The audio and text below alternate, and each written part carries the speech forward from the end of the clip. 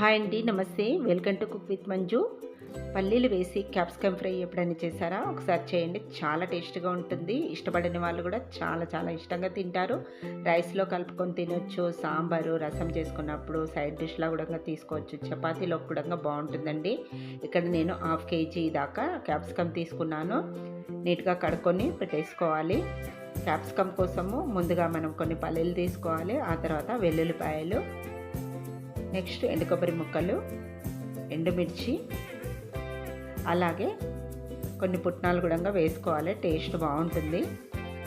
ఇప్పుడు మనం క్యాప్సికమ్ని కట్ చేసుకుందాము.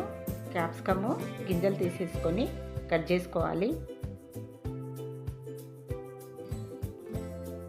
క్యాప్సికమ్ని మొత్తం కూడా ఇలా నేనైతే సన్నగా ఇలా పొడవుగా కట్ చేస్తున్నాను.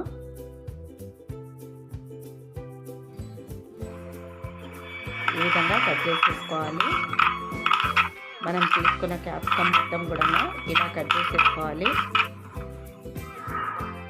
ఇప్పుడు ఈ క్యాప్సికమ్ రెడీగా పక్కన పెట్టేసుకుందాము.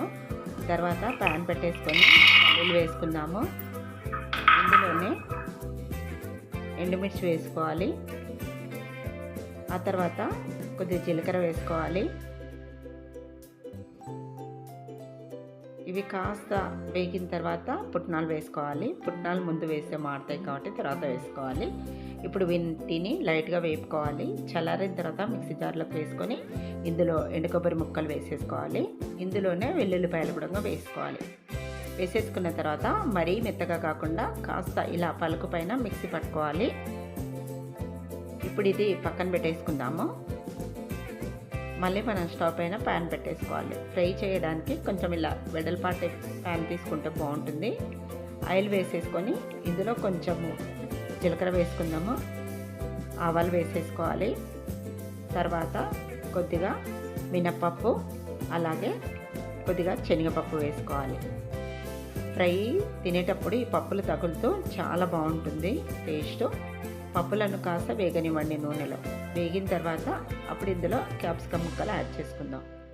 ఈ క్యాప్సికమ్ని కాసేపు వేపుకోవాలి.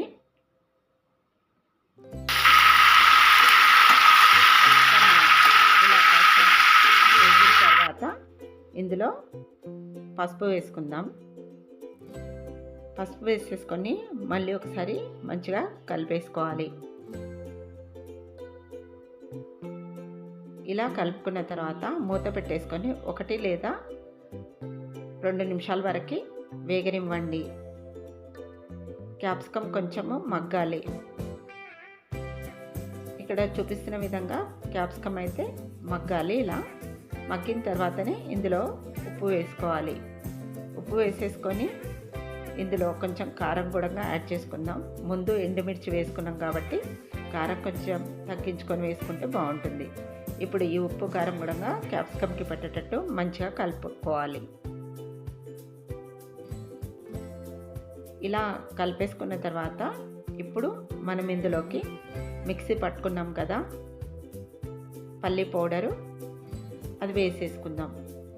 వేసేసుకున్న తర్వాత ఈ క్యాప్సికమ్కి పట్టేటట్టు మసాలా అంతా మంచిగా ఇలా కలుపుకోవాలి.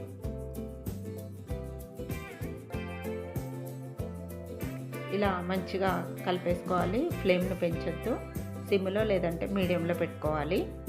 ఇలా కలుపుకున్న తర్వాత ఇందులో కొంచెం కరివేపాకు, అలాగే కొత్తిమీర కూడా వేసుకోవాలి.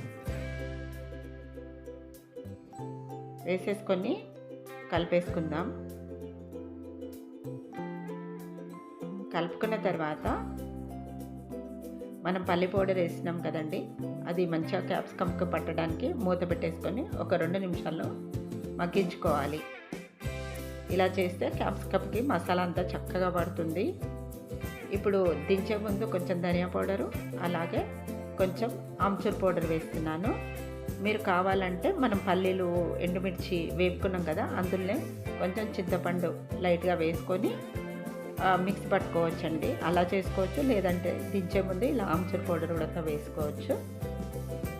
ఇప్పుడు మళ్ళీ అంతా ఒకసారి కలిపేసుకుంటే సరిపోతుంది.